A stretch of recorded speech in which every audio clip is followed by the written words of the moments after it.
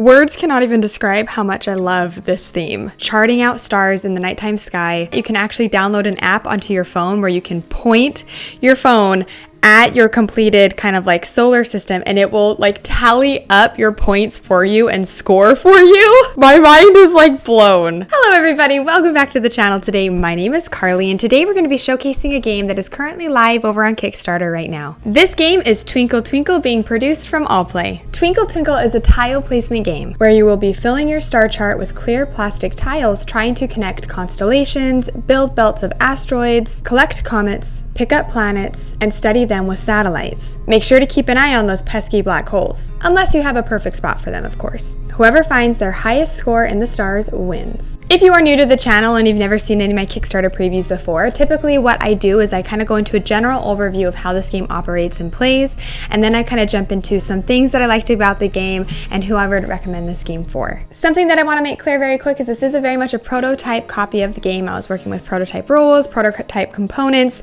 so everything is subject to change. So I do just want to reference you over to the current crowdfunding project that is live for this game, so you can kind of check out everything they have finalized and what they kind of have hopes for the future of this game. I also wanted to give a really quick shout out to Allplay for helping sponsor this video for you today. So let's go ahead and jump into a game of Twinkle Twinkle. Twinkle Twinkle comes with one game bag, 95 star tiles, 4 player standees, 1 observation board, 4 star boards, and 25 scoring tiles, 5 per player. To set up the game, you're going to place the observation board in the center of the table. You're going to collect all of these acrylic tiles, placing them inside this bag here and giving them a really good shake. You will then draw tiles from the bag one by one, filling up this observation chart. Now we'll kind of get into this a little bit later, but these acrylic tiles kind of show a variety of things. There are either full constellations on them or a part of a constellation. There are comets, satellites, black holes, basically just a lot of different things that you're seeing in the nighttime sky. On a handful of tiles though, there is this little timer kind of in the bottom corner of the tile itself. What this means is whenever you draw a tile that has that symbol on it, you will actually place that tile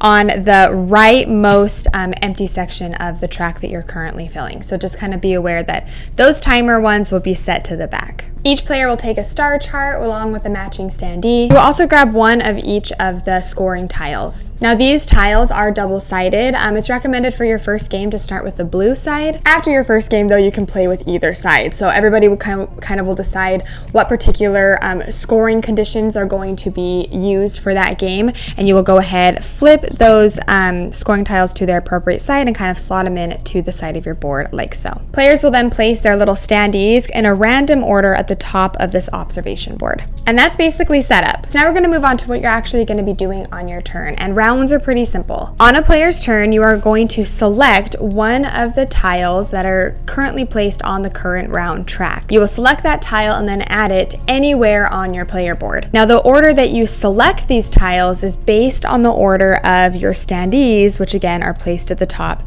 of this board. So in this current example, green will go first, and let's say green will go here. Select this tile, add it to their board. Purple will then go, and let's just say purple will go here. Select this tile, adding it to their board right here. Then blue will go, and then finally red will go. After everybody has taken their tile and placed it on their board, that's what signals the end of the round. So now that we're talking about collecting tiles, let's kind of turn to our personal player board here and chat about the way that you're going to actually be placing those tiles onto your board. We mentioned before these kind of like goals that will be set and determined by everybody at the table at the beginning of the game. What these do is they essentially just tell you how every single little symbol that you can find on these tiles scores. So for example, in the game that we are currently kind of playing right now, black holes will score 5 points if they're not placed beside another black hole. And then stars that are placed beside black hole do not count towards the number of stars in your constellations, which we'll talk about in a second. That's partially kind of what you're doing, is trying to make big constellations of stars. This little tile also states that planets that are placed beside black hole will not score points either. So you have to be really careful with your black holes. But again, that's because we're playing with the blue side, right? If we were to flip over to the green side, it says black holes score 2 points if they're not placed beside another black hole. And if there are no stars or planets beside a black hole, it will score an additional 3 points. We'll just grab another one here for an example. So planets will score 2 points each, and the player with the most or tied for the most planets will score an additional 8 points. Satellites typically want to like investigate the black holes and planets, so they'll score points if they're placed beside other planets. Asteroids like to be in long chains, and so that you just want to have like the biggest connected chain. And then comets like being placed kind of beside big constellations here. So again, these fluctuate and these change every single game based on what the table decides, but that kind of gives you a little glimpse of how you're going to be placing your tiles into this grid. I mentioned before though how you are trying to make big constellations, and that's because a big part of scoring at the end of the game is the constellations and stars that are all connected across your grid. So a constellation is 2 or more connected stars, and how they're going to score is you will score your 2 largest constellations by the number of stars in them, and then you also score the number of constellations that you have. There also are 2 types of stars in the games. There are an outline of a star or like a completely filled in star. The filled in stars are called nova stars, and you will score 1 point for each of those, unless they're next to a black hole. Black holes sucking up all of their energy. So you're going to be selecting your tile, adding it to your board kind of as best as you can. And now turning over to this board here, if you take a look at the standees, the order that they're in is really important, because this is the order that is actually going to determine the turn order for the next round. So you'll go ahead, slide all those standees up, kind of getting prepared for the next round. You will come back to your little board here, or actually not yet, sorry, I skipped a step. So there's going to be one tile that's left over every single round. That's actually going to slide to the very front of the current round track. Then if you take a look down here at the bottom of this board, it actually, you already have the tiles that are going to be the next round's tiles. So you will slide those up, getting those ready, and then this is when you come to this bag and then pull out the tiles for the next round. Again, being mindful that if you pull any that have that kind of timer on it, they will actually slide to the back. That is essentially how a round finishes, and then players will go again. And this will continue just going round and round until everybody has placed their final piece on their grid, which then you'll proceed to endgame scoring. We already kind of chatted about how endgame scoring works, but essentially everybody will just go through each of these endgame scoring conditions and score it up.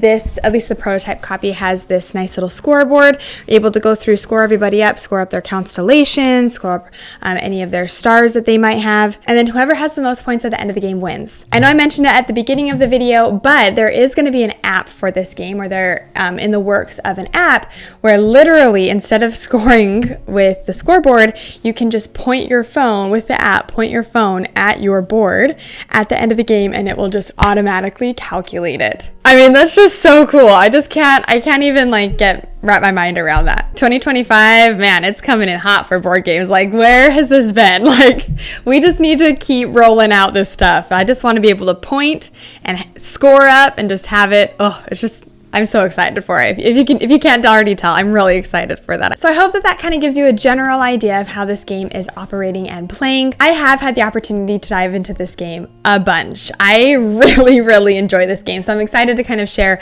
some stuff that I really liked about it. Right off the bat, I love tile placement games. I was actually first introduced to this game actually by Ammon Anderson himself, who is actually the designer for this game. We were at PAX Unplugged hanging out, and he was like, hey, like, come check out my new game. So he brought us over, so I was able to kind of like preview it with him. And literally, like as we were previewing it, I had the thought to myself, like, yep, this is just going to be a game for me. Like it's a tile placement game, pretty simple overhead rolls, great production. So right off the bat, I was just immediately interested. And then they sent me home with this preview copy, and we sat down as a family and played it relatively soon after PAX. And I remember I just sat back from the table and I was like, yep, like this is a game for me. It's one of those games that just kind of fits into that category of like so simple and easy to teach, right? Basically all you do is you hand everybody their stuff and then you say, okay, come down, pick a tile, add it to your board, done. That's all you do. And then you reset, and then you do it again. But there is that level of thinkiness to it, right? Because inherently where you place, you're always able to see the tiles that are going to be available for the next round.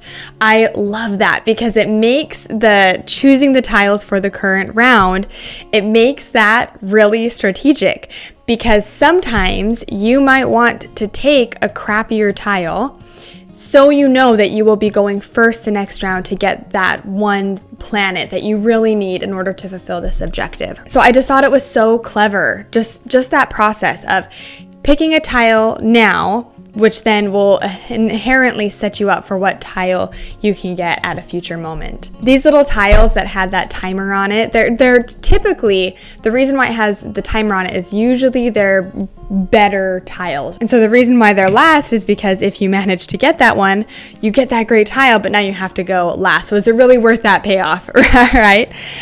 So I just thought that was clever. That was fun. I love the actual tile selection mechanism.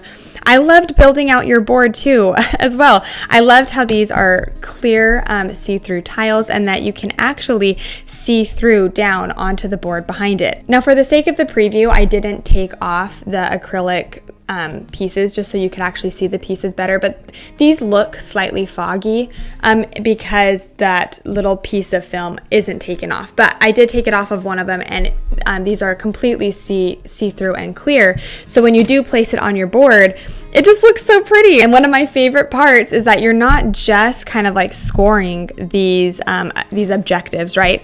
But you're also just simply trying to make constellations. Like, I loved that. It just added like an extra element to all, you're trying to score your black holes and your planets and your satellites and your comets and your asteroids while also trying to chain and actually get your constellations to connect across the sky. This is like such like a silly thing for me to think about, but like when I was young, I would play Animal Crossing, like the original-ish Animal Crossing, where you could actually go up into the museum and like make little like constellations in the sky, and it made my heart so happy just to sit here and just make my little constellations. And I can't remember if I mentioned this already, but this just kind of hits that spot for me where I can take this out and play it with everybody. And I feel like Allplay games really just kind of nail that in my collection. They always hit with that type of audience where new gamers around the table or my family, right? Younger kids. I really can sit down and basically play any Allplay game with them because it just hits that level of approachability, but it still it's a good, solid game.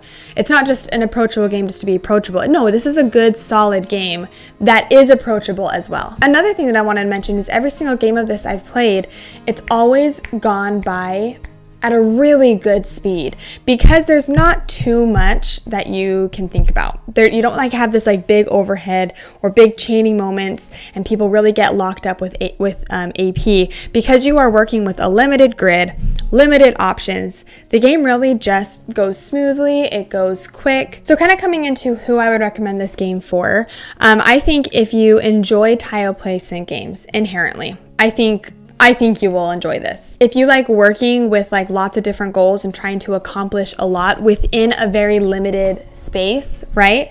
Not like to the extent of something like Calico, where like you're constantly kind of getting punished. It doesn't feel that way. It just feels limited in regards to like, how can I best set myself up? I want water. You want water? Okay. Because you are dealing with stuff on like your own little board here, it does feel a little bit multiplayer solitaire. However, I think the board really gives a decent amount of player interaction. Again, for such a simple and streamlined game, right?